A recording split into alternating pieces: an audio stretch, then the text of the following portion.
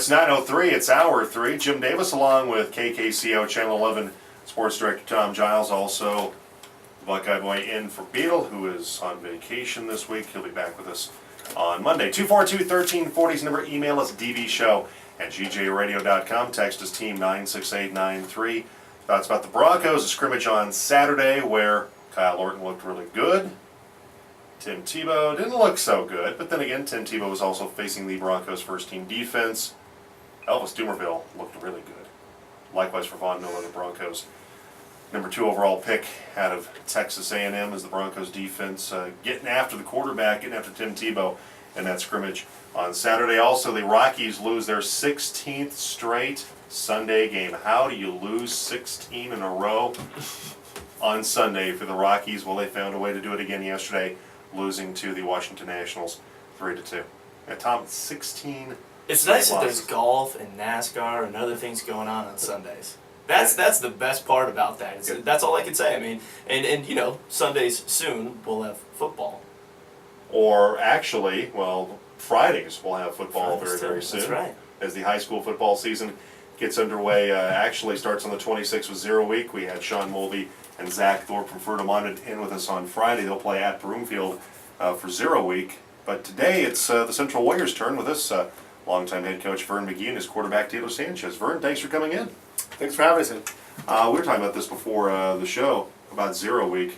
I can't find a coach that likes 0 week. It is a frustrating situation because you can't start earlier, and so you have to cram a lot of work into a very short span of time when kids are going back to school on the 24th and you're playing your first game on the 26th. Yeah, it's tough. We've done it a couple times, and Sean's going to find out too. You know, tough being a first-year coach and having to do a 0 week game, because you can't put the pads on until that date. You know, it's that Thursday of we start the 15th, so that Thursday is the first day you can hit, even for Sean, even though he has an earlier game. Now, for your Central Warriors football team, once again, you open up with Palisade, and we'll talk about squaring off for the bragging rights for the east end of the valley. Again, when you guys face the Bulldogs on the 2nd, but we also have Taylor Sanchez and your quarterback. And Taylor, I know this year, part of the summer and the 7-on-7 and everything has been not so much the physical stuff, but asserting yourself more as a leader of this football team.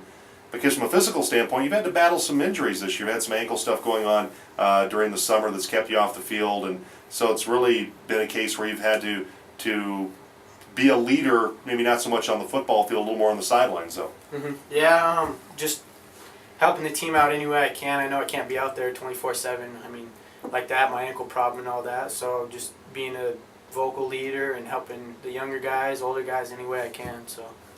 Last year, you showed a lot of athleticism at the quarterback position, particularly running the football. I know an area that Coach McGee would love to see you improve on is throwing the football. Not that you do a bad job of that, but I think a lot of guys, if you can run, particularly your first instinct, pocket breaks down, you get out and you want to run the football. Talk about the evolution and the things you worked on in regard to throwing the football and being more effective in that department for the Warriors offense this year. We had a lot of unexperienced guys last year, and so we couldn't do too much. But this year, I think a lot of people are going to underestimate us with throwing and abilities like that, but it'll be good. Talk a little bit, if you can, Taylor, about your receiving core, the guys you have this year that you're going to count on to get the football to them and have them make some plays. I don't have one person or a few in particular. I mean, I have young guys that are stepping up and playing just as well as the older guys, so it's going to be a good year. Taylor Sanchez, Central quarterback with us. Who are some of the young guys you've seen so far that you think are going to make a pretty big impact for this football team once the season rolls around? A couple sophomores, juniors, Edward B. Coate, Josh Weller. I know I have a couple freshmen that are coming in that are pretty impressive looking, so I know that we're going to do real good this year. Taylor Sanchez, Central Warriors quarterback with us, also as head coach Vern McGee, as we start to preview the start of the high school football season here in the Grand Valley.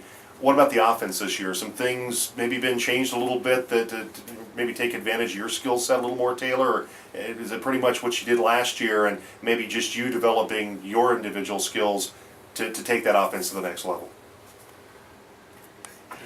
I'll answer that for him. Okay. Yeah, we've done a few things. Taylor does. He runs the ball really well, and but he's had a great summer throwing the ball. 7-on-7, you can't run, so you have to throw the ball, and he's done a great job. It's all going to depend on our offensive line. If our offensive line can give him some time, you're going to see his completion ratio go up quite a bit. At the same time, we do have plays where we got him rolling out where he runs first or second. So we put that in just for him. Noah right now is his backup, and Noah's not the runner that he is. But Noah throws the ball pretty well, and so we won't use those plays for Noah that we'll use for Taylor.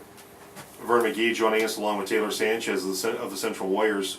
It all begins with what you do up front. We talked with Sean Mulvey about this, and Vern, you know that very well, that line play is so important on both sides of the football. And with Mr. Rosendahl, you have a big fella up front that is getting a lot of attention from folks maybe at the next level, but he's a guy that I know that you're counting on to help anchor that offensive line. Yeah, he's done a lot of stuff this summer. He's gone to some combines. He went out to California, did some stuff, and so he's had a busy summer. At the same time, he hurt his ankle, so we're trying to get him healed up. So he hasn't done as much. Like we haven't squatted him. We haven't done any of the running stuff with him, trying to get that ankle to heal up. But when you're 300 pounds, I guess it takes a little more to heal up your ankles.